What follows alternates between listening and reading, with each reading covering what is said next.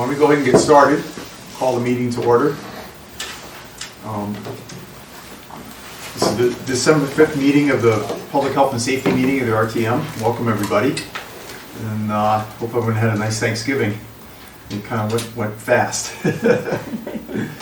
So I'm calling the meeting to order. The first thing we're going to do is approve the minutes of the October 17th meeting. Any comments, corrections? All in favor? Okay. I haven't read them. Okay, that's fine. That's fine. So we'll list you as an abstention. Yeah, thank Okay. you. I'd like to abstain as well. Sure. Okay. So, yeah, Right. sorry I wasn't there. That's fine. Careful. Okay, so you'll note that? Yeah. Okay. All right. Okay, well, let's go ahead and start on our first topic of the night. That's discuss and vote on the $2,006,000 purchase of a heavy rescue truck for the Darien Fire Department. And Brian is the chief of the department. He's here to give us a little synopsis. Good evening, everybody. Come on Sure. up here, there's plenty of room. Yeah, you guys might as well all introduce yourself. How's it going? I'm Sean, I'm the chief engineer. I'm Larry Castellani, I'm the first assistant chief. So I've got handouts for everybody on this topic.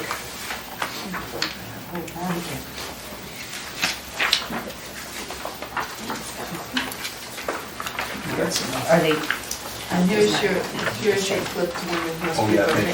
Thank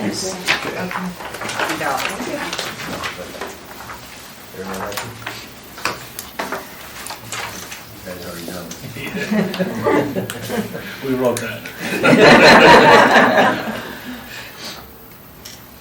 So Brian, if you just go ahead and give us a little bit of a history of the vehicle and you know what's brought you to purchasing it and whatnot. So Darien Fire Department's always had a rescue truck in a lot of years.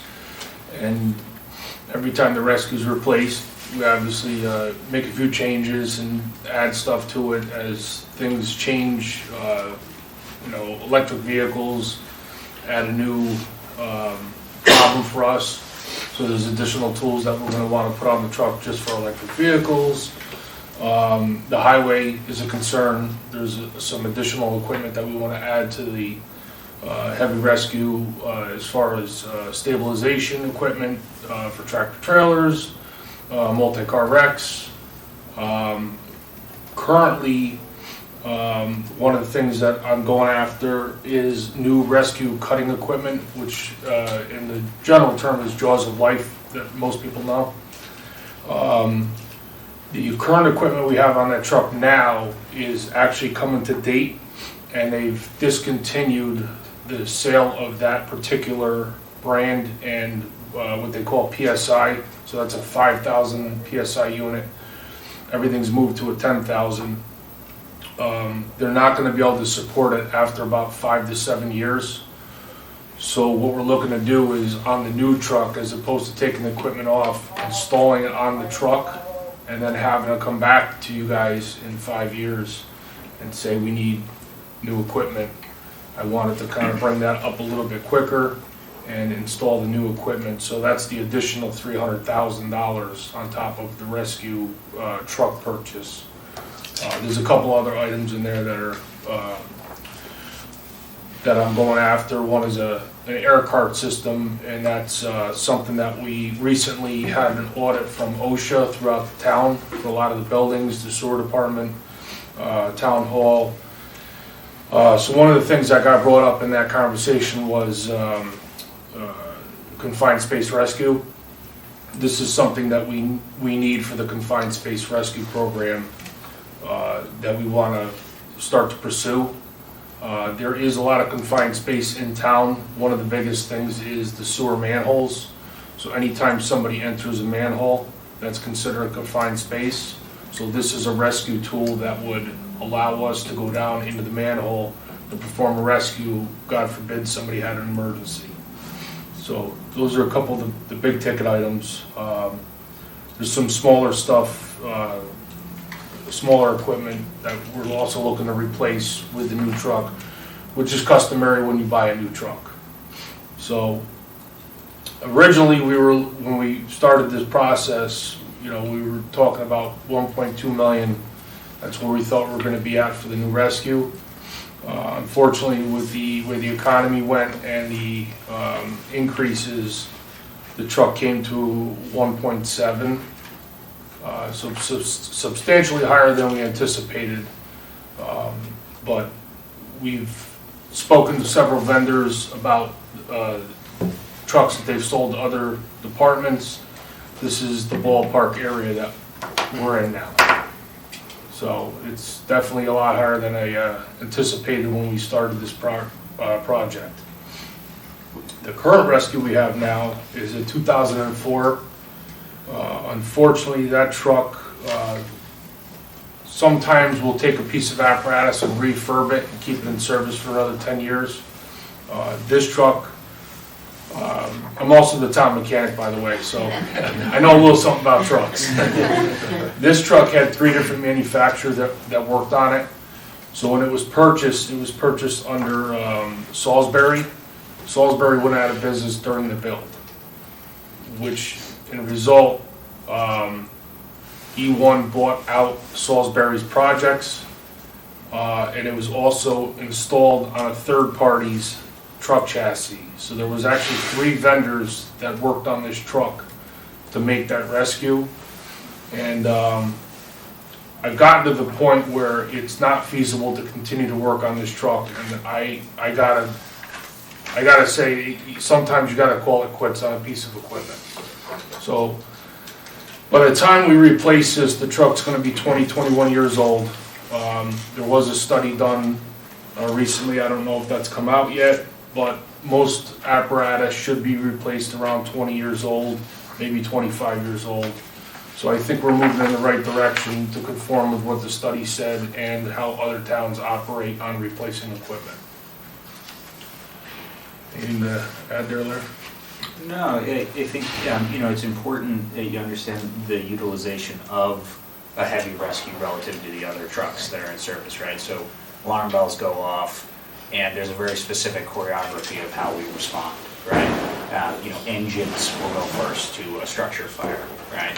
A ladder truck gives us the ability to access the roof of a structure or,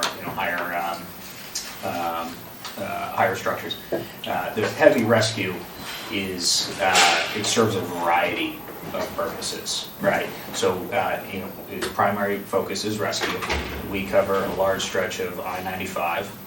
So as you might imagine, we're relatively busy up there doing quite a bit of, auto work, extrications and whatnot. Excuse me, could you explain, because I don't think everybody understands why you handle 95? Okay, so can I add on to that? Sure. The other 2 fire departments don't? Yeah, so, Okay. we operate on a mutual aid system with Norotan Heights, and during the day, we both will respond to I-95, and then in the night hours, Norotan Heights will cover from 9 to 11, and we'll cover from 11 to 14. So depending on what our first, or where the accident is reported, that becomes the first due response, and the dispatchers will say, who's going where. We also respond with 2 different pieces of equipment. In the condition that the rescue is the current rescue that we have now, we've taken it and put it as a second due piece of equipment, so it's not our primary piece to leave the station first, due to some of the issues we're still having with it. Upon purchase of a new rescue, this will be the first due piece that goes out. Norotan Heights currently responds with an engine that has equipment on it for extrication. We would be responding with the heavy rescue first. They're going to respond with the engine, so that covers both bases when you get onto a scene. If it turns out that it evolves into a car fire, we have the additional resources for the car fire as well as anything we need to do with the rescue. I guess what I'm kind of asking is why does Darien cover 95? Is it a state mandate? So you need, it's within the borders of the town, and you need a fire response in the event of a car accident. So it's because it's within our borders. So Okay. Merritt Parkway is actually New Canaan's primary response. So we cover I-95. So that brings a question that the finance group, do we get anything reimbursed by the state because we're covering the highway? Or the federal government, since the federal Yeah, I don't know the government? answer to that. So, Yeah, I don't know if you know that, but.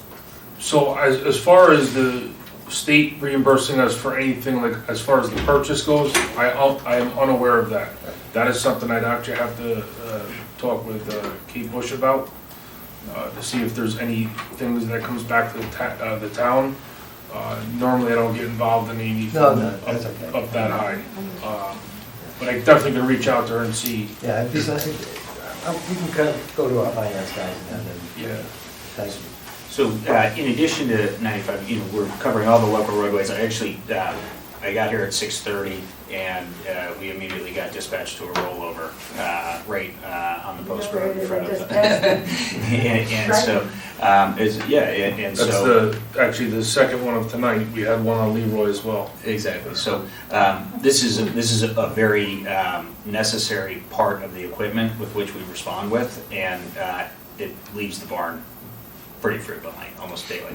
But in addition, Quick question, do the other two fire departments have this device also, this machine No. also, or it's just, No. so Darien Fire Department has it for all three? No, well, Yeah. so the other two departments do have rescue trucks.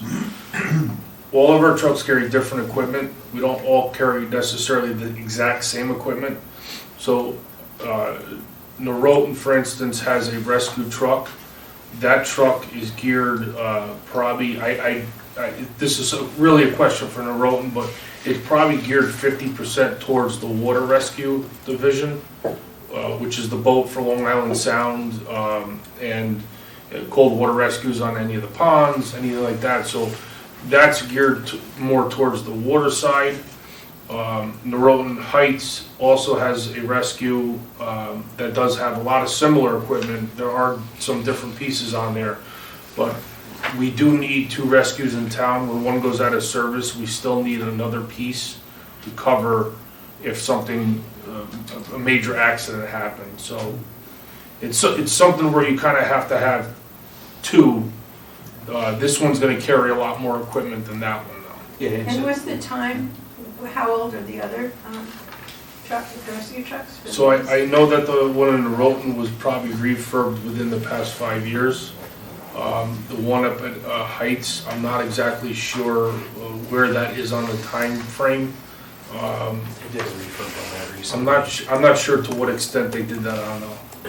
That's a question I'd really have to ask them to give you correct information.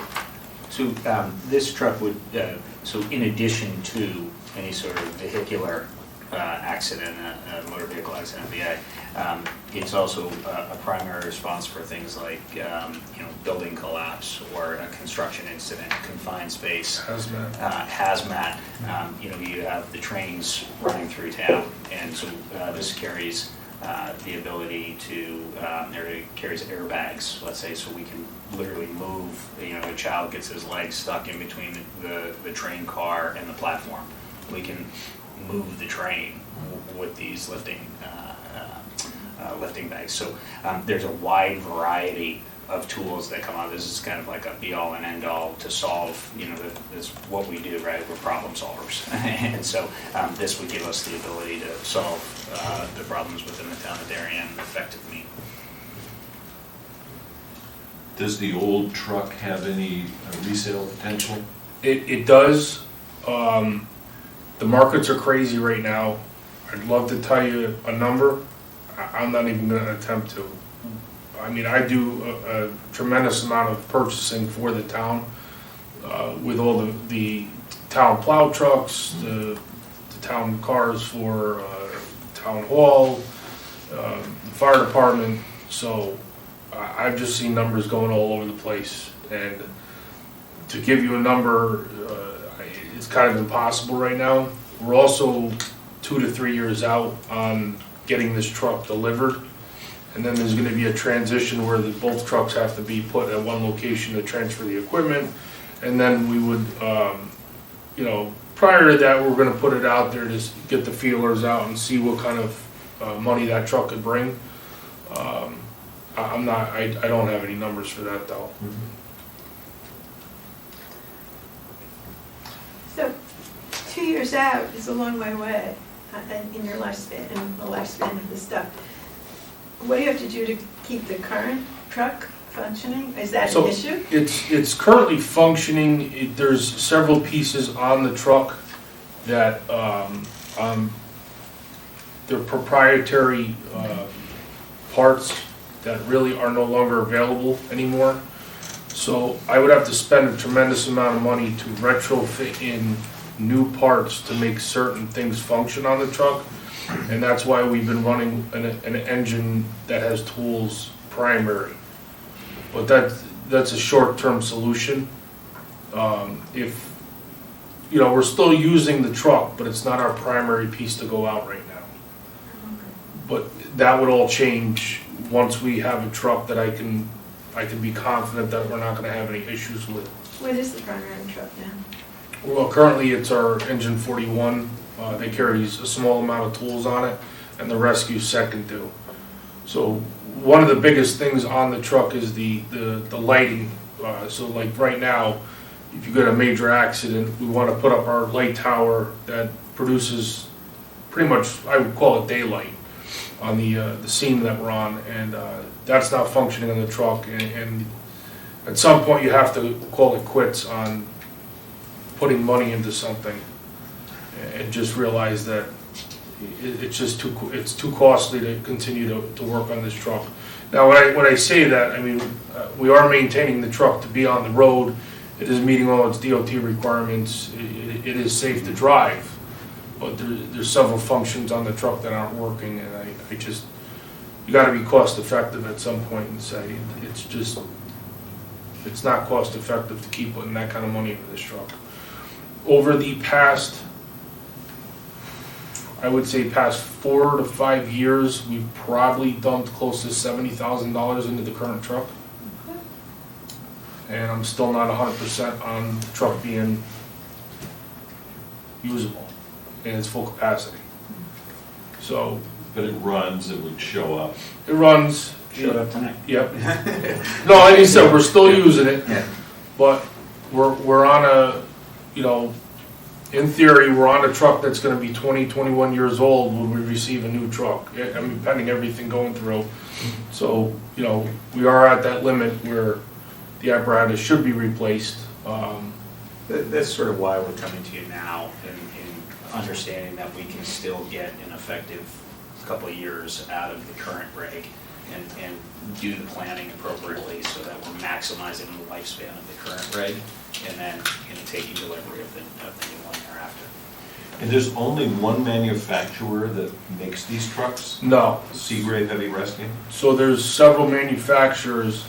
I believe we met with 4. We met with 4 manufacturers. Not all the manufacturers met our needs. So we chose Seagrave, one, because they're on one of the cooperative buying networks. So we're already receiving the, I guess you would call it the federal baseline price. It's currently one of the buying networks that we use to buy the town municipal trucks for the snow plowing, the larger trucks. We've used that to buy other equipment for the town. So it's one of the buying networks that we've been using for the past, I would say, 7, maybe 8 years. So they happen to be on that, which was a bonus. And this particular manufacturer was willing to work with us for the town of Darien's specific needs. Other municipalities have different needs. You know, we're gearing this towards what we need to do for the town of Darien and how we need to respond and what type of equipment we need to carry. Yeah, with all the massive construction going on now at Norotan and Corbin and elsewhere, you think that you're gonna need, you know, some equipment that if there was a collapsed building or something. That's a very good point that you make, right? So when you go into the planning stages in 2001, 2002, right, you're planning for the emergencies that you know of back then and the emergencies that you're gonna anticipate over the next 10, 15 years, right? And so here we are today, the nature of the town has changed. The nature of automobiles have changed. And you mentioned batteries. Yeah, all of Parts.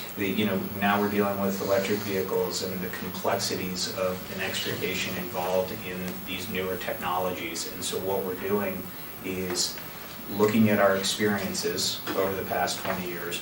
What have we done effectively, and what could we be doing better, or what tools do we not have that could be more expeditious in saving someone's life? And so what we're trying to do is take all of that, take all those inputs, plan for the next 15 or 20 years, and say, what are the things that we're not even thinking about that we will still be able to handle without coming back to you for another truck? So we're trying to plan for everything. And we think that this spec gives us the ability to do that in a very functional and the most cost-effective manner that we can. Do we have a firm bid from Seagrave? So Yes.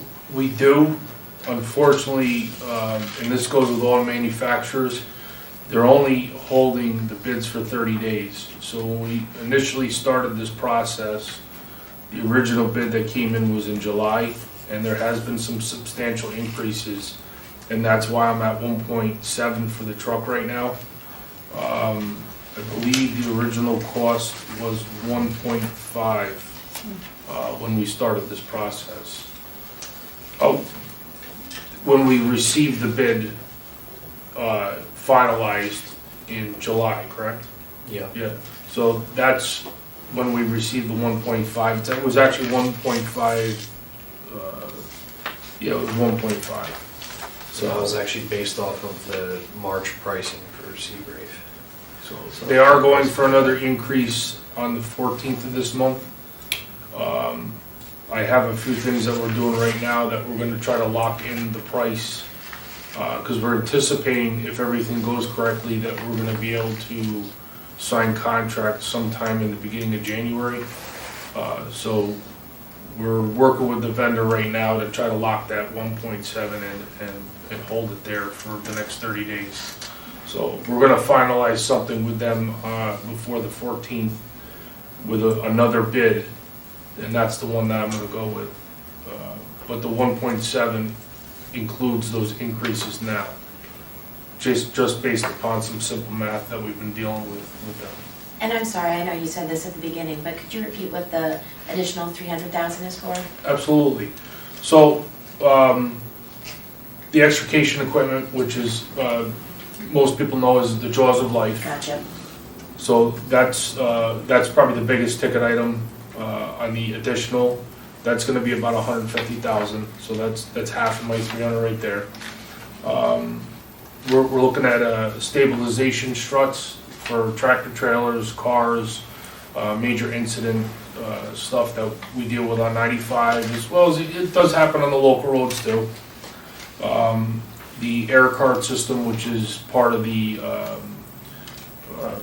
confined space that we're trying to gear towards, and that kind of all came about after the audit with OSHA in the past 18 months. Something that we had to look at and change a few policies with the town. And just so you understand, the stabilization, the two big ticket items, the jaws of life and the stabilization, right?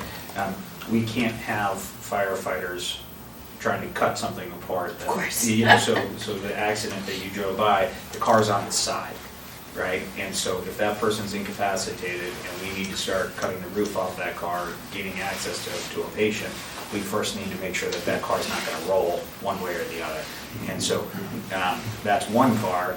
Imagine a car being underneath a tractor trailer, or the things that we see would you'd be surprised.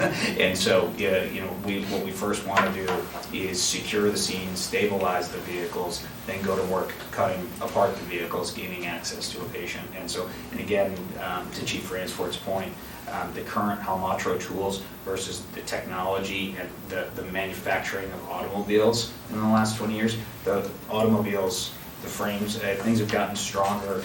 The ability to cut through that effectively is diminished with our current system. The new things, the new tools would be able to slice right through, basically, for lack of a better way to describe it.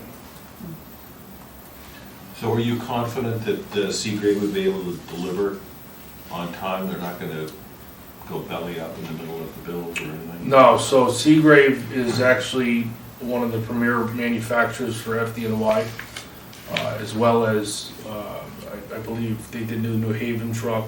Yeah, they've got Washington DC, they have a lot of big cities that, it's not a company that's going anywhere. They're a big in the company. Foreseeable future. They're gonna be around. I have no doubt in my mind that this manufacturer's gonna be able to produce a quality product, number one.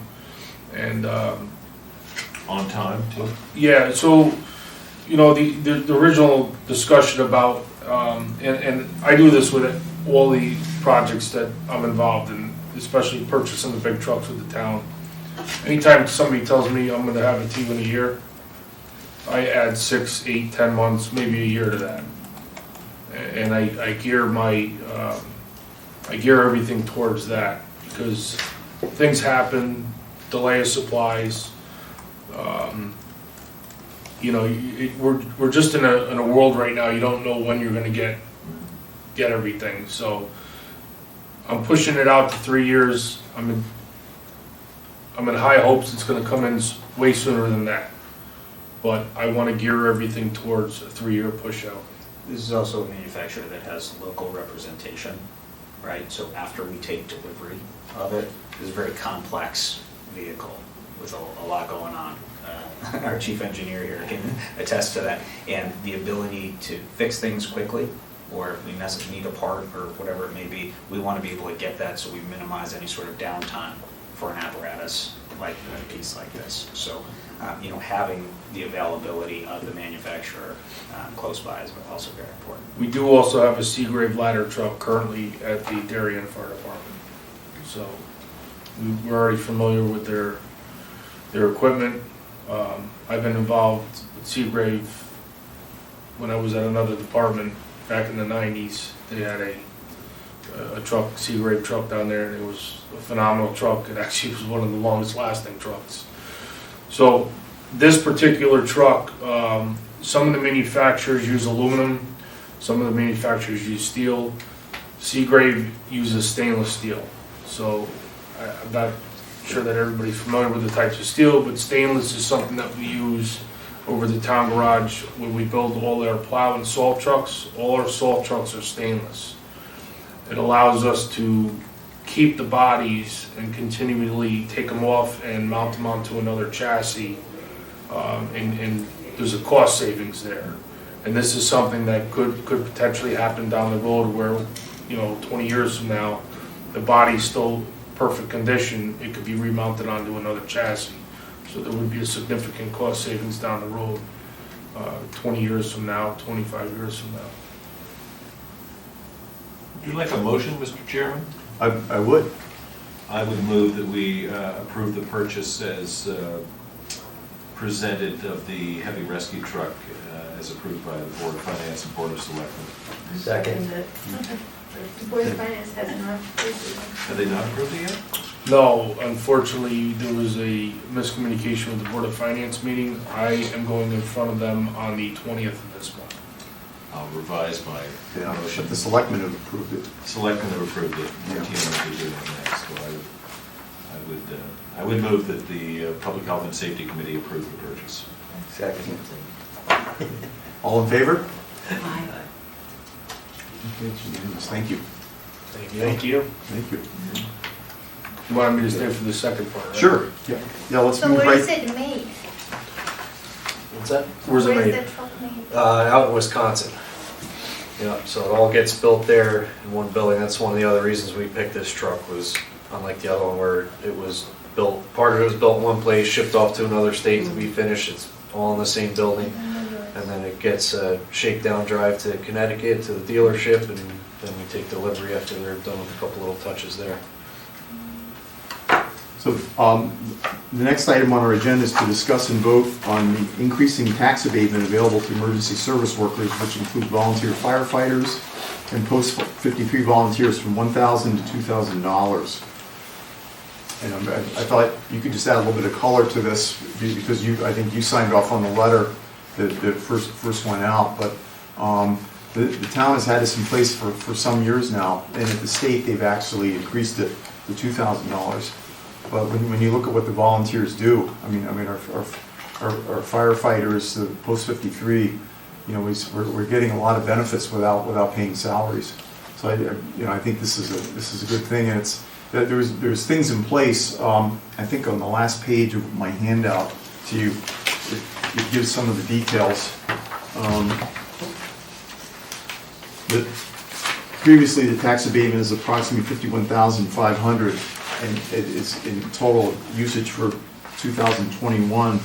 And this will increase that, but I think the number I saw was up to 70,000. But when you look at the budgets of the town, I think it's a small price to pay. So these are the volunteers who own property and not live in the house and that their parents, like somebody in post 53? Well, it's property taxes, the abatement, right. Yeah, this would have to go for somebody who owns something. Who So owns a property. some of the younger kids, they're not really eligible for it. So a lot of the people who live out of town, any of the Stanford residents, they're not eligible for it. What the Norwalk does adopt the program, and then anybody living in town. So some of the younger kids, if they own the vehicle's in their name, that can get applied to that, and then anybody who owns. Oh, this is for vehicles also? I believe it's just personal property tax across the For board. vehicles, not just homes? Yeah, so Yeah. anything you own that would potentially have a property tax, this is what it would cover. So to qualify, a volunteer would have to serve for 4 years. So With that's a maximum it's amount. correct, so it's a 4-year step, and that's something that I believe I have to talk with the commission about, on updating the step amounts. I think it was, because we were currently getting 1,000, so it was $250 each year, and then you would max out at 1,000. So I'm assuming that we're gonna go to 500, and then you would max out at the 2,000.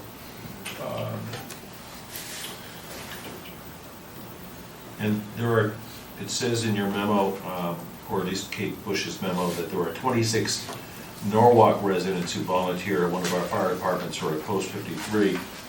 They would get the tax abatement from Norwalk? It would, yeah, it gets applied to their Norwalk taxes, Okay. But we get the benefit of their services. Correct. But we don't have any Darien residents that volunteer for Norwalk, do we? I don't I believe think so. I think Kate answered at the select meeting, and she said no. I mean, it's available, but currently no. And why doesn't Stanford participate? I honestly couldn't answer that. Yeah, it's something on their end. But actually, you know what? I'm not sure, but New Canaan also might. You know New Canaan? I'm almost certain New Canaan also is part of that program. But I'm not 100% sure. I'd have to look into that. So is there a minimum level of service that they have to provide Absolutely. each year to qualify? Yeah, it's a minimum of 120 hours of service in some sort of capacity. Training? It could be training, it could be meetings, it could be responding to alarms. Generally, you get like an hour credit for each alarm you attend. Darien, I think we're gonna round up about 650 alarms this year. So, several people get the tax abatement just by their response to those calls. So how many volunteers are there in all the fire departments and Post 53? Ooh. That's a great question. We wouldn't be able to speak to Post 53, but. I honestly, I would say Might there's, be a number you want to know next week, because someone's going to ask that question. yeah. Maybe me. Yeah. But do you have a sense of the percentage of all the volunteers in the fire departments who have qualified? Oh, how many at my station? There's probably, I'd say there's 35, maybe 40 that qualified for the tax abatement. How many? In some capacity of that 40. Out of 55. Not all of them received the tax abatement because they may live in Stanford, but they qualified for it. So you take that across, it could be 50%. Yes, I have several volunteers who, rent an apartment, rent a house, so they don't get the full tax abatement. They may only get the, maybe $250 towards their taxes on their vehicle. So as the memo from the town administrator says, if I'm reading this correctly, the cost of this to the town is, under current provisions, about $71,000 a year, and it would increase to about $137,000 a year, which is small potatoes compared to the volunteer work that the people that work on the fire department provide, so looks like a bargain to me. Is it something that other towns do as well too? Other towns have different programs. The Greenwich Fire Department used to have a couple different programs. I don't believe the tax was one of them. They had a program for people for insurance. The town would pick up a percentage of an insurance, health insurance policy, and then the individual would pay the rest. That was one program that I know they had down there. Some of the other towns, I know Rowayton, they have a tax program. I think it's $1,000 towards any members over there for the Norwalk taxes. I'm not sure what New Canaan does, and then some of the others, Stanford, I'm not sure if they have any incentives. I think it's a statewide program, right? It is. So this goes across, I believe, any type of emergency service program can adopt this. In this memo, it refers to the program's inception here in town in Darien. Do you know what year that was? It says there hasn't been an increase since the program's inception. I was just curious how long it has been. I mean, I've been involved with Darien for about 10 years, so at least 10 years. Okay, I don't know before that. Okay, thank you. Yeah, that's the original. So the state actually did a couple different increases. It went from, I believe, $750 to $1,000. I believe they adopted it when it became $1,000. Then it went to $1,500 probably 3 or 4 years ago, and then it came up to $2,000. And then it was revisited this past year. It's been 1,000 in Darien for as long as I can remember. Yeah, at When we least 10 first years. put it in, it was 1,000. So Yeah. if there was earlier programs that Yeah, said it's been over 10 years. Wow, okay, thank Well, there's a you. date in the ordinance here of May 6, 2004, that could be possibly when it was Okay. put in. Yeah. Would you want to make a motion? I'd be happy to make a motion, Okay. Mr. Chairman. I would move that we approve the requested increase in volunteer tax abatements for volunteers in the fire departments in post 53 as presented. second. All in favor? Okay, unanimous. Great, thank you. Thank you, gentlemen. Thank you. Thank you. Thank you. Thank you for your service. Absolutely. Busy night for you guys, but hopefully We've well worth your had time here. 3 fairly large accidents in the past 24 hours. I can't believe it. You must be exhausted. It comes and goes. Yeah. You know, we can go a week without having anything, but 95 is a busy stretch of highway. Yeah. So, If things come in threes, though, we should be okay for a minute, I hope. I hope so too. It depends, sometimes they come a lot more than that. Right? Hope the rest of your evening is peaceful. Appreciate Thank it. you for your help. Thank you, everyone. Okay, Thank so you. can I ask Yes. you to repeat your names, just for the record? I'm Brian. Francourt? Yep. Okay, Sean McAleer. okay, Larry Castellani. okay, can you spell that for me? Mhm. CASTELLANI. Perfect, thank you. Great, thank you. Thank you all. I'm sure I'll see some of you guys next week. Thank you. Thank you. Okay, next on our agenda is discuss and take action on the Board of Education allocation of $335,000 for security capital improvements, door sensors. And this was discussed the other night at the joint meeting we had with F&B.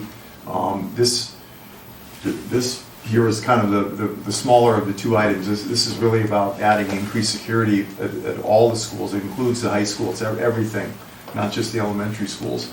But it's going to have better security with cards, to swipe and open the doors. I think they're going to be more secure doors. Lights will go off if any door is left open, that the switchboard or whoever will know that will, be a risk. I have no problems with the security changes and the schools going after that, after that meeting. I think it's really important to have good security and double doors or whatever they're gonna do. It sounded like it was a good plan.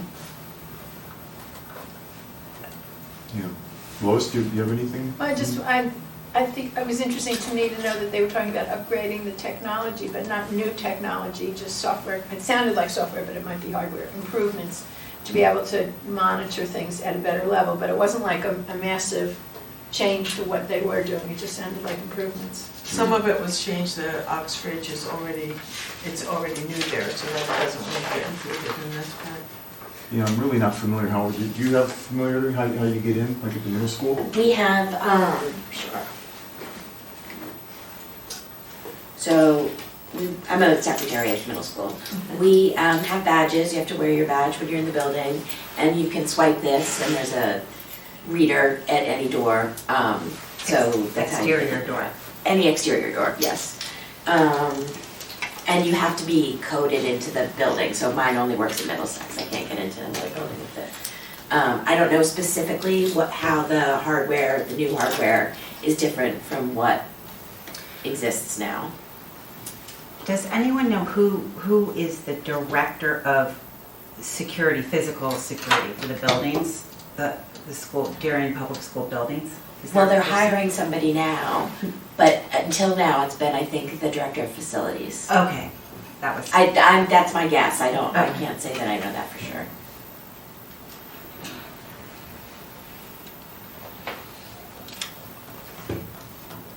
And does anyone know, with regard to the renovations that we've been discussing of the two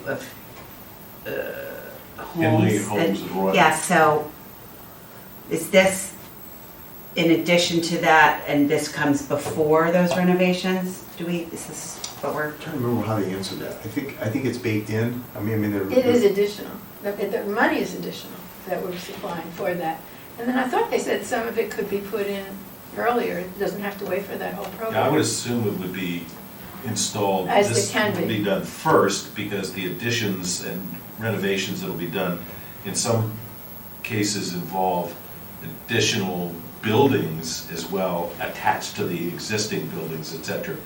So I'm just guessing here, because I haven't watched all the HHR building committee meetings, but I would assume that this is the kind of thing they'd want to put in ASAP, I think that's while what the he said. HHR renovations and additions continue on. Unless they're replacing doors or something like that. No, but they are trying to manage it. They are, it's not like it's not like they're not talking to each other, as far as we can tell. You could certainly ask that of the Board of Ed at the meeting next week. They will be there, I'm sure.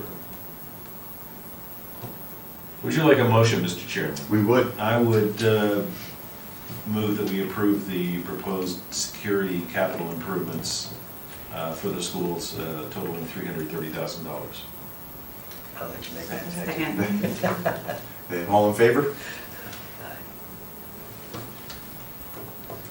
Okay, thank you. So now we'll move to discuss and take action of the Board of Education hiring 7 new employees associated with school security officers, or SSOs, at the Darien Elementary Schools. This is the one I have a problem with. Okay. I don't want to be misconstrued at all. I care about every child, every person in this town. But I do have a concern of having armed officers in the schools, 7 armed officers. I think that with all the enhanced security that they're doing with the schools, all the doors and all those safety protocols, in addition to hiring a Department of Mental Health Services and getting all new, more mental health staff in, the other things with the bullying mandates with the state and other kinds of things, I think it's less likely quite unlikely that we're going to grow up children in this town who are going to fall through the cracks and their mental health needs aren't going to be identified or met. I think that it's going to be a very good comprehensive mental health plan. A lot of people are going to be concerned and terrified. One woman I spoke to actually today said with the armed officers, it's terrifying. They even thought of that, to have this in the schools. The other thing, I got a lot of mixed messages at the meeting this past week. Like, I know they want to be very friendly, the police officers, with the community, and I agree with that. But the chief said, well, you know, they'd go into the school sometimes and sit on the carpet and play with the kids, you know. Well, that's all fine and good, but if they're supposed to be watching out for something going on in the school, some kind of imminent danger, I wouldn't want the police officer playing on the floor, you know. Well, So, yeah, there's a I lot know. of mixed Thanks- messages. Thanks to 79, I was able to at least watch the meetings since we wasn't there personally. But I think he was just expressing that they're constantly in the building, and so the uniform is not you know, it's familiar to the students because they're in and out of the building all the time. And he did say that the sidearm could be, you know, at least depending on how they would do it. It seemed like he was open to, maybe it's a concealed weapon or something. Well, haven't discussed that part yet. Okay, that was one of the issues. The other concern is that they're going to have retired police officers. And we know now, and they even mentioned in the meeting, it's really hard. People don't want to go into the field a lot. It's very difficult to be a police officer. And all the kind of problems you hear around the country, it's hard to get good police officers. So now they have a good pool, say, for example, because he said that he'd only want to hire the best of the best for this position. But what will happen when all these other people don't want to be police officers? Where are we going to get that pool going forward in the years forward? So I think personally that this needs to be rethought and look at all the other kinds of angles. I know in medicine, first do no harm. I'm a nurse, not a doctor. But, if children are going to be really scared with seeing guns or knowing that the police are there, that's a concern. The other concern I have, because I work in mental health in the schools up in inner city New Haven, is that if a child comes in and having a lot of problems at home, they may act out a little bit in school. Well, that is a hint to people that something is wrong, something needs to be looked at. And the police officer said at the meeting last week that, well, their behavior would be better. Well, I don't know if suppressing their behavior through intimidation or fear is the best way. I mean, I would like the kid, if they act out a little bit, like, what's happening, what's going on? And so that kid could be, identified and taken care of. So these are things that I think really need to get worked out more.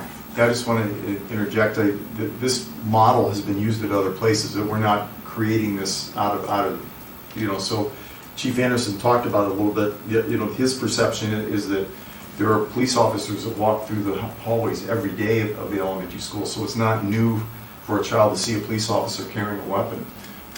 And I have to believe it's been thought through. He said the research was inconclusive. In the meeting, he said the research on police officers with guns in the schools is inconclusive. You mean as far as protecting them Yeah. from an incident? Yeah. I would just like to interject. I actually have kids in the public schools in Darien, 2 of them actually. They're in the elementary school. And I can only speak for my own kids, but I don't believe that they would be fearful or feel intimidated to see, plainclothes SSO in the school. Not plain clothes, but if they were carrying the guns and, they were. Right. Yeah. My point is that they're not in uniform, right? And even They if they were. may be We don't in know. uniform, We don't it's know not yet. clear what they're We gonna don't be know wearing. yet. But I guess it's sort of premature to sort of guess how children may or may not feel, especially to your point, Well, if it's inconclusive, right? And one I way- guess the second point I would raise as a point of order is while discussions, I guess, are completely in bounds, I don't know that the RTM really has the jurisdiction to act, so I'm curious what the action is we're discussing tonight in this body. We're discussing it to come up with a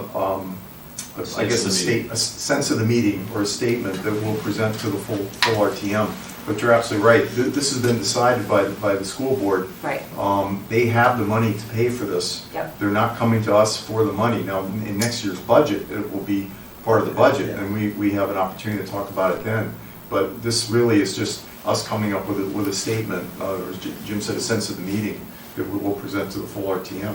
You know, my concern there, and I think after watching the program, I have less of a concern, was that we have armed people that are not under the police. And originally I thought it should be under the chief of police for the town. Anyone carrying a firearm should be there. But he seemed to be very comfortable with the concept of them not being with the police department. That would be my only concern. I would prefer to have them under the police, but since he's comfortable with it.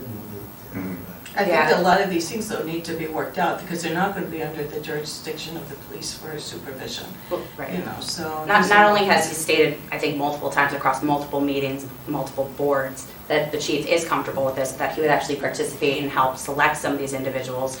And by virtue of the fact that they are retired, they couldn't report to our police system, right? That just isn't, that's not gonna work. And it's because they're SSRs, not SROs. SROs are active duty and they would. Yeah. And it for costs now, more. for now, yeah, the Chief Anderson said, yeah, he's got a good pool of people, that's fine. But I was saying, that's good for now, but what happens in the future years if this is like, you know, within the school, and they're gonna do this each year, you know, forever, whatever, you know, it makes, where's that pool of applicants coming from? So I just personally think it needs to, more thinking needs to be done.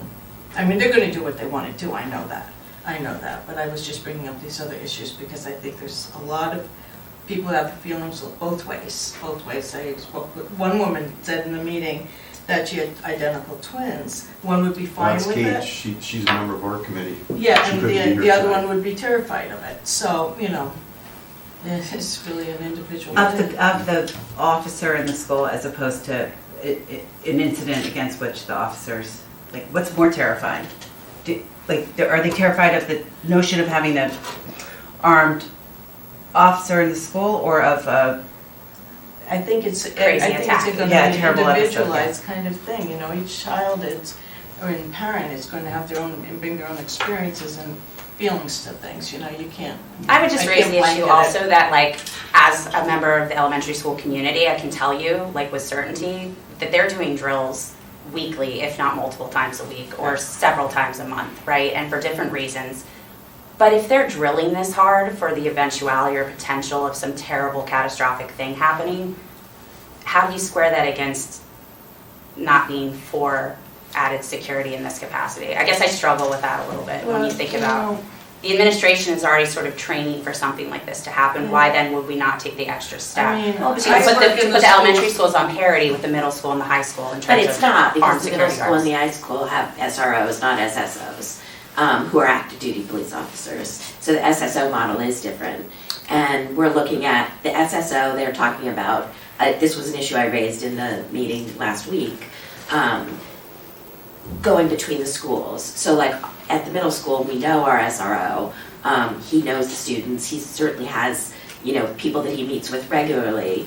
An SSO who is going back and forth between an elementary school and a middle school or a high school, it's different, it's bigger. But that's not what this program proposes. Yes, it is. They're No. dedicated for each of the elementary school and one floating, in case anyone would be absent or you'd have to fill the And the gaps. floater would come to the middle school and the high school, that's part of the proposal. Right, but the elementary schools would have dedicated SSOs. Except for the day that, you know. Which could happen, but I so- think that's just forward-looking, right? For the eventuality that someone might be sick or there might be a gap in coverage. I think Just that like makes a good teacher. sense. Sure. Substitute Well, teacher. Except teachers aren't. But the point is they're retired officers, So right? the other question I had, and I didn't really pursue it too much in the meeting, and I didn't really understand, is how about, why not Fitch Academy too?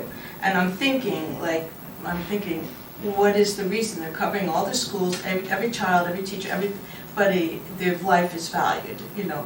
But are they not valuing Fitch? And I'm not saying, I know they are, but is this an oversight, or why aren't they being covered by some police officer too? I guess that's a valid question, but if you're not in support of them for the existing elementary Well, no, school, I'm why would just you also wondering- want it for, you know what I mean? Because my whole thing is I think things need to be thought through more carefully, that's the whole Okay, thing. understood. I'm bringing up the different things, okay? Sure. They're gonna do what they wanna do, but I just wonder why Fitch wouldn't be covered.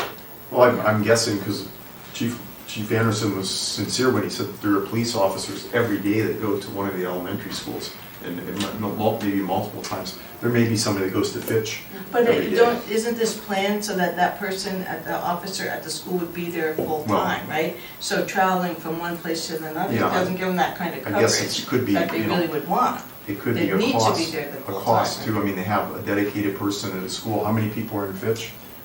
17. 7, so, I mean, that's, you know, But those 17 that's lives. like that's one classroom in an Yeah, but elementary that, they school. count, their lives count. Well, I'm as not much saying as they don't everybody count, else. I'm just I know. saying it's a cost, it's a Right, cost issue. right, I know. So you want more coverage? Well, if they're gonna have coverage, I would not want a group to be Jim? discriminated against. Yeah, fair enough, yeah.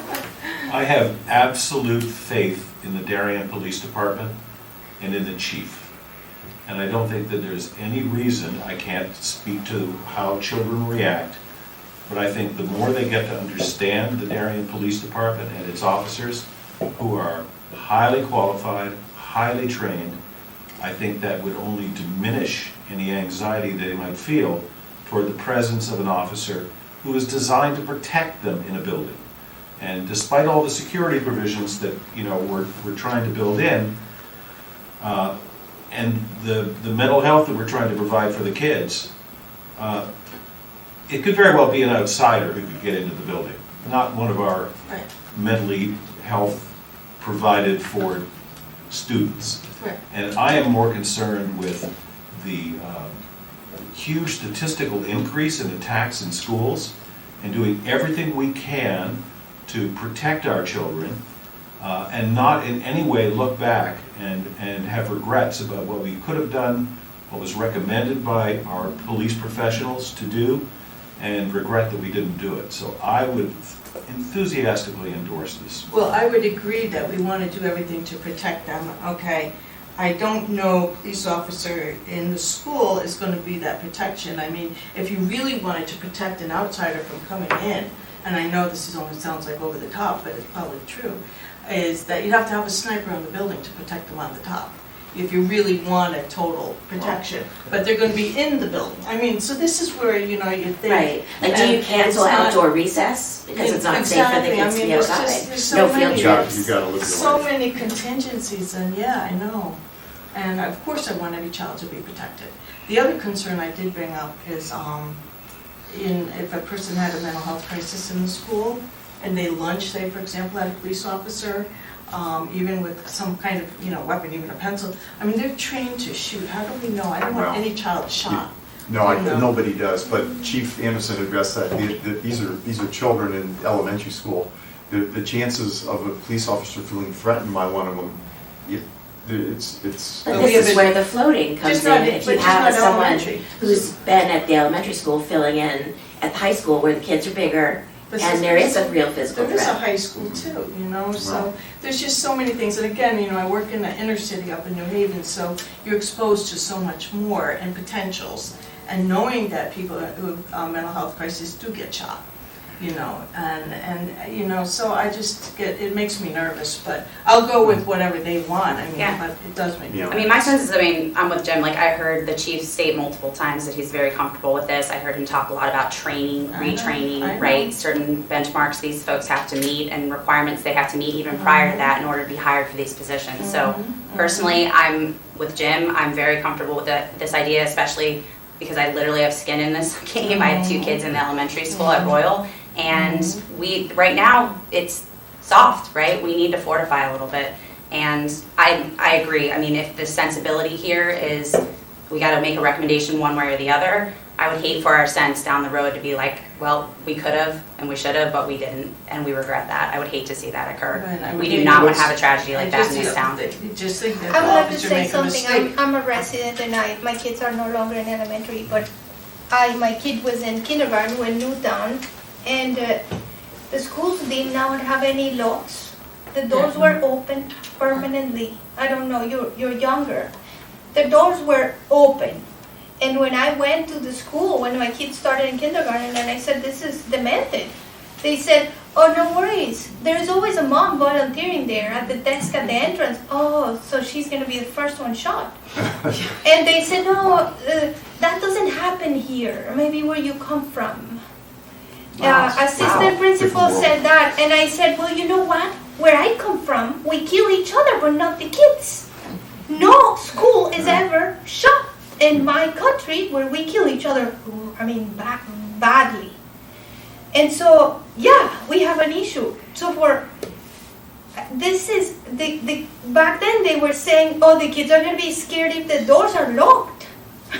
When Newtown happened, there was this conversation about locking the doors. It's like, lock the freaking door.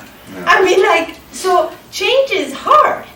Yeah, and But, I think we've come a long you get used to way. locking the door, you get used to the security camera, you get used to the police officer with a gun. Because a police officer without a gun is just a victim. Right. Well, Jim, You know? are you prepared to do I'd a like to sense say of the meeting? something. Sure. I'm opposed to it. I'm opposed to it because the information that was provided is just putting these officers in the schools doesn't necessarily mean they're going to change what happens. I think the police are fairly active. They can be there in no time. It's a big deal. There are a lot of pieces that the stories don't quite go together. But I just want to state that the research that they were talking about stated that there's no effective there's no statement that says this is, that it's a solution. I mean, I understand where everybody's coming from. It's a safety, but it's not a definite. This is going to stop something. This is going to make a huge difference. And I just we hadn't brought that up, so I think it's important. And I also thought it was important that I state why I was going to vote a certain way.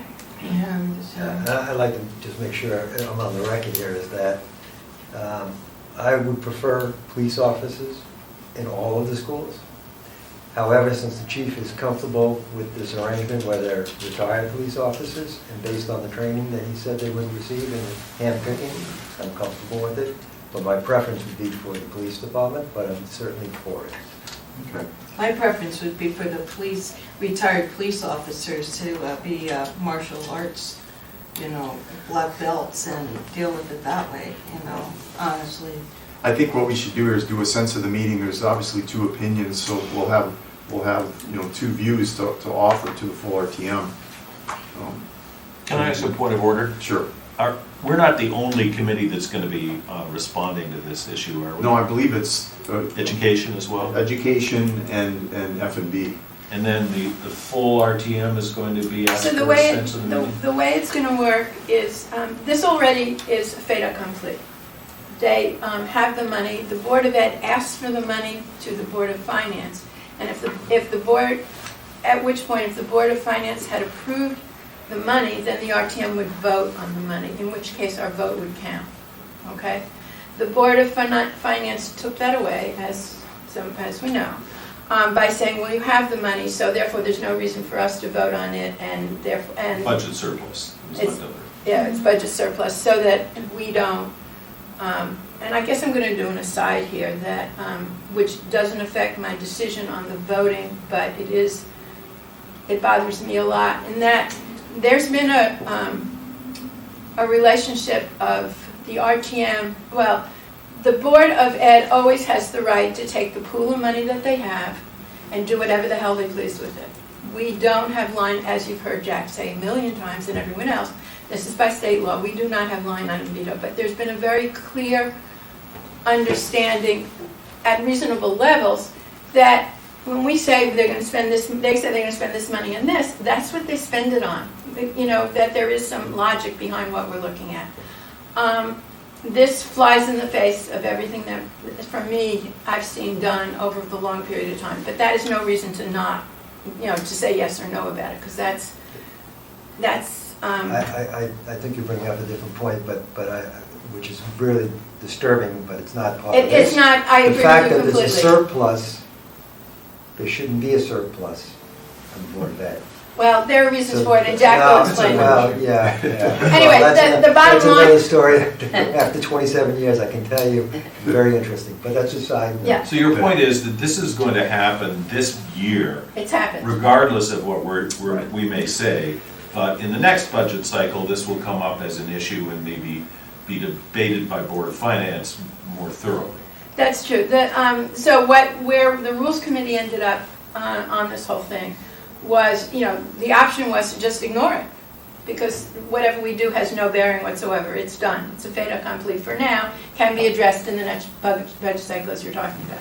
Where the Rules Committee ended up saying that we thought that it would be important to address it, to talk about it now where it's a real live issue and not when it's just a number on a piece of paper because they're already there, because I'd be shocked if anybody said, if we really cut it at that point when they're, well anyway, same story now because they're there.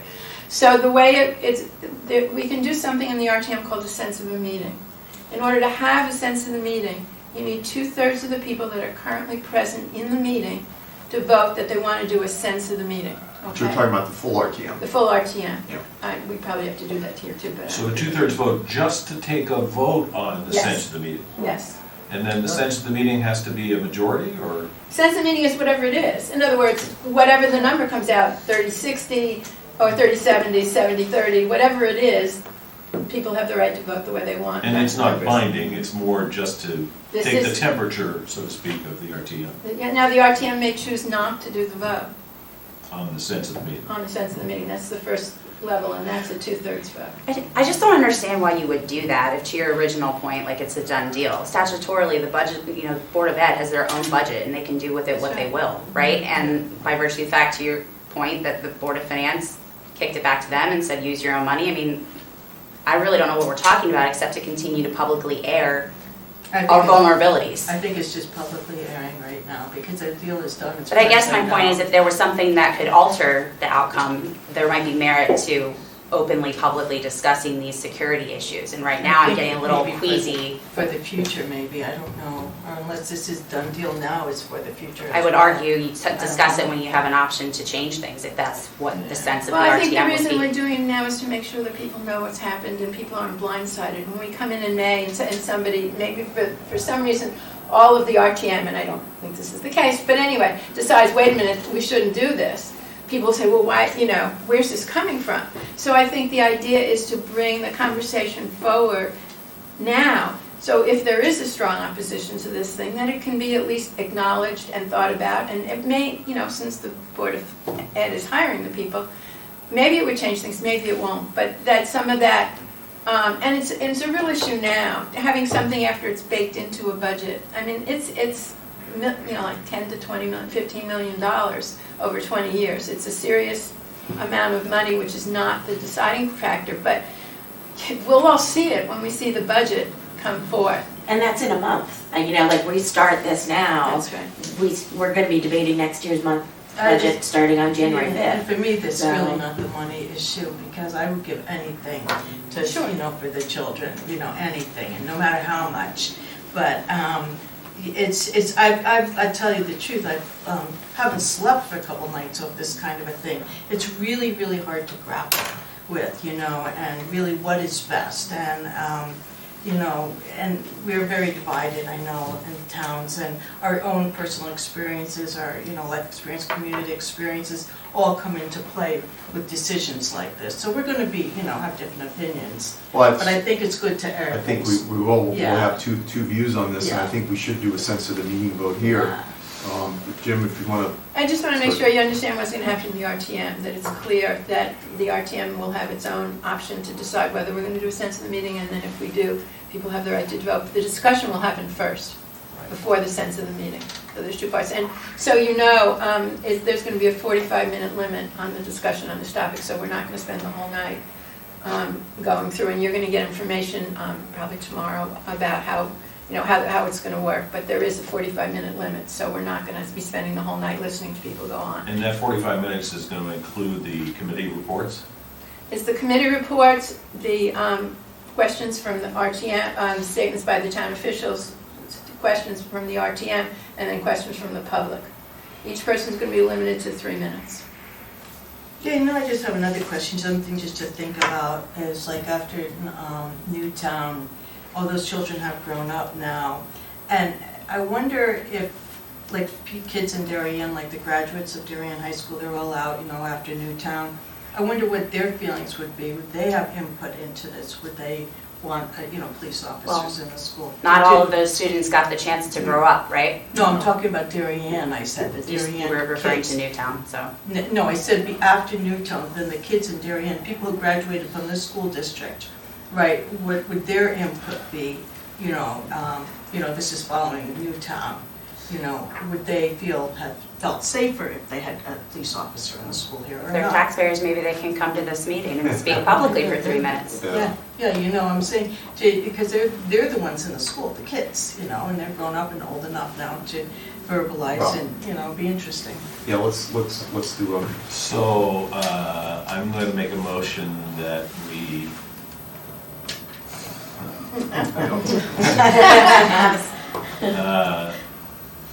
support the SSO proposal as presented. Second. Okay, all in favor?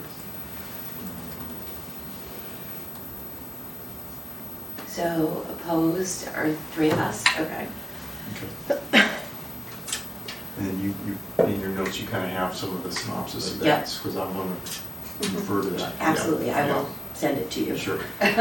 And I think we'll probably hear that there is a lot of division among the other It's- committees as well absolutely. too. There Yeah. will be. I have a feeling that the percentage that we're talking about here is the percentage where we're gonna end up. And I'm gonna go out on a limb and I'm gonna predict that the RTM does not get the 2/3 vote to even take a sense of the meeting. If they understand that that's what's gonna happen. Yeah. Well, that'll be explained. Yeah, but then, we're gonna have a year's or 6 months worth of experience with this as we enter the next budget cycle to see and to work out some of the issues that you've talked about. Yeah, I'd like to see that, Yeah, I think the idea is they start January 1st. Just a side note, if that budget surplus was from last year, and, that it's supposed to be returned back to the town, I believe. Only what gets turned Only back it to doesn't town get is whatever, spent. I was just gonna say that, if it doesn't get spent, and they're spending it. I know, but they're supposed to, if there's a surplus, it comes back. Yes, But it's never coming back. but the surplus, no, they always. They've I mean, given back money. They in give the back past, money on yeah. a lot of years, but if the state amount that the state returns for special ed and other things is higher than they had budgeted, Okay. they do return money. It's not, they can't spend it to the penny because they don't know how much they're getting back from the state till the final statement. But anyway, they have given money back. Yeah, we'll fact check that. 'cause But the other I piece don't is- think in my 27 years I've It's heard not of very them much. ever given that back. The other piece of that is that the F&B committee has asked specifically of the Board of Ed to show the budget for the comparisons, to show the budget as approved as of July 1. And then have a growth thing for more things that are coming in and incorporate these new people as part of the growth. So we can see the changes, not that we've already have them, but that's what they've agreed to. Well, I don't know of any other I business. came over here to bring to your attention an urgent safety issue. So At could the she have rec 3 minutes field. Can I have basically just 3 minutes? to Sure, I mean, we Sure. have this is a regular meeting, so I mean, we could do it under other business if you can briefly have something for us. Yeah. Yeah, exactly. It's Okay, just, it's literally exactly. 3 minutes and I have a couple So, pictures to show you. We have all what I'm these doing. pictures for you And guys. I'm sorry, to and look Can I at. have your name? Yeah, we need your Okay, names. okay, yeah. So my name is Luz Elena Bueno, and we live at 123, this is my husband. Edward Fernando. Dendoven, yeah. And we live at 123 Hoyt Street. So I'm coming here to speak to you today about an urgent safety issue at the refuse and recycling center. Non-residents are being allowed to park across Ledge Road next to I-95 and are creating a very dangerous situation as they walk across Ledge and enter the swap shop walking. Statistically, more people are hit by public vehicles, police cars, public transportation, public works, trucks, because they're on the road more than passenger vehicles.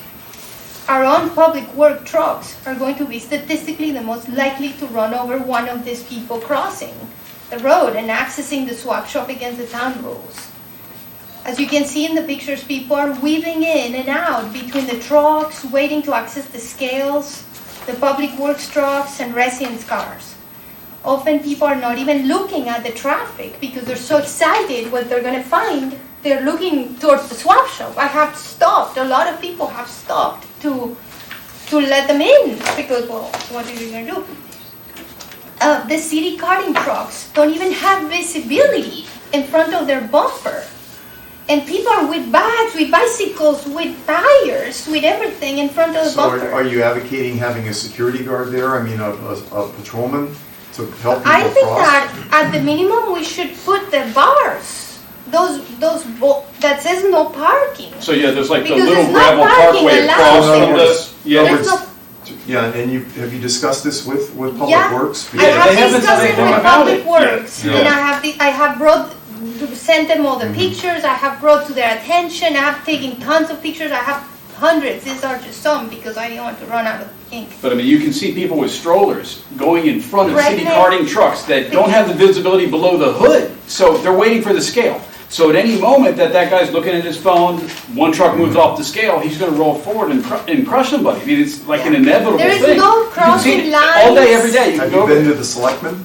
I have sent emails everywhere, I haven't been physically, I'm not very comfortable speaking, but whatever, I have speak sent fine. emails. No. I have sent emails. You have no problems at all, and I So- mean that in a complimentary way.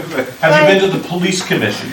No. No. Police but- commission is responsible for administering traffic signs and Yeah. police regulations. Well, I'm gonna tell you the problem there is that there is an economic interest because a lot of the volunteers and some residents in town sell the stuff these people pick up and they make a commission in that sale. And- So explain. If I can interrupt, we did talk about this, I was on Public Works Committee in the last session. Okay. And we did talk about this. And About they- my email? Okay. about the safety issues at the swap shop. And they really aren't reselling it for that much. That the things No. that we've seen, Thousands and thousands of dollars. No, We've thousands of tracked the stuff, specific items I'm sorry. that have been picked up from the swap shop. We have identified those items, tracked them into auctions, and have background of hundreds of items and how much they sold for. if you could provide that to We Public Works, can- that would be great. but because- so I much can stuff tell is you one amazing, thing. yeah. I have been, this is a personal. I am a big believer in the swap shop. I'm an environmentalist. Like I shut down the largest phosphate mining plant in Florida virtually. Had 80,000 people ask, and we shut it down. Fortune 500 Mosaic Corporation, the largest phosphate mine fertilizer processor in Florida. I believe in the swap shop. I mean, I love it. I go every day. I love it. My whole house is vintage. I don't use paper. I don't use plastic. I mean, I'm San Francisco in steroids, and I'm a Republican. I mean, so it's like, put it that way. I mean, he knows we don't use fertilizers. We don't use, I mean, in my house, recycling is sacred. We don't have no religion. So let's get on point. So, Yeah, okay. absolutely. So I believe in the recycling of the swap shop. I don't care if people sell it. I don't care. I mean, whatever. My whole house is vintage. I have picked up things there that are thousands of dollars worth. There isn't any day that I don't go that I walk out of there with $1,000. Right. That of Please, worth we're of So talking the last- about the So safety yeah, aspect. people are And selling we expensive appreciate you things. coming, and Jim, your People- point was quite good. Well, I'm that- answering the question. People are selling and they're selling expensive things. So But that is not the difference- problem. The problem is Yeah. that someone is going to get killed. Well, I Yeah. think as this has come up at the Public Works meetings, the argument made by the volunteer coordinator at the swap shop is that really nothing is being sold for very much. And so there are some people who come to take some things, but it's not the stream of traffic that you're describing. Oh, no. I can send you all the pictures. I mean, Again, drip. again, This is a road that connects to this exits isn't a of debate here, 94. we're here to hear your concerns. Yeah. We highly recommend that you talk to the police commission. If you haven't been to the Board of Selectmen, they're the executive branch of our town. They would be the ones to drive this. You know, So can I just ask you a question? So is the problem the parking? Is it because you can't go to the dump without a pass, Exactly. correct? So if So you're we, saying I these don't people have don't have a problem. pass? They don't have a Yeah, pass, I don't unless have they're a not problem residents, they don't if have a they let pass. them in. So they park outside and they walk across the Okay. busy road We've- and they weave in and out of the parked trucks that are waiting As for the scales to pedestrians. get there. As As But there pedestrians is no with baby crossing strollers there. and stuff There like is no that. crossing. There's no crossing, anything So- like that. And then they walk back carrying No. we fire. understand. So- Look, we understand, we get it. So During if there was a residence only. crosswalk, that would help the situation? Yeah. Why don't we have Yes. Darien Or if you residents enforce the only? rule that it's for They do. residents or people with a pass only, then Right. you wouldn't have That this you, that problem. go inside and park and that's You that, can't- makes right, sense, yeah. yeah. If you can't go, if you don't have a pass, you can't walk you can't walk into the Yeah, swap that shop. would- You- that's- that's We did totally talk right. about this in Public Works, the issue is that there's nobody there to enforce Yeah, that Well, rule. they Right, can, they right, can right. decide It's not, that maybe. Okay. it's an enforcement issue. Maybe putting zebra So, stripes so you can In New cross. Haven, a snow plowing truck ran over somebody, and New Haven was liable. And New Yeah. Haven had to pay. So there's like So there's no municipal immunity immunity in some necessary. cases, but if one of our trucks runs over one of these folks, which Well, I it's think most likely it would be at one of our trucks Yeah. because they're there all the time That's going why in and out. I implore then you we- to yeah. go to, Yeah, give we'll the do it. same presentation at the selectmen. I think you'd hear, they'd be very interested. Yeah, well, thank you for your What time. is Sure. the selectmen? No, yeah, we know, so, yeah, the first select one, the first one. I go and tell her? Yeah. Yes, Well, I Go- sent you- her an you email. have- I you sent can her a make- copy of the You can make email. public comments at go the in selectmen person. meeting. Their meeting was tonight, at the same time as this meeting. They meet every 2 weeks on Monday night, usually at 7 o'clock. But we really thank you for coming. We No, really thanks for thank you having very us, I much. appreciate I it. mean, Yeah, I that's see great. it, it's a safety issue. I understand that. And Motion to approve, motion to adjourn? Yeah. Second? Second. Okay. All in favor? Aye. Okay. Thank you. Great. Thank you guys for coming. Thank you. Thank you very for much. coming. Very good.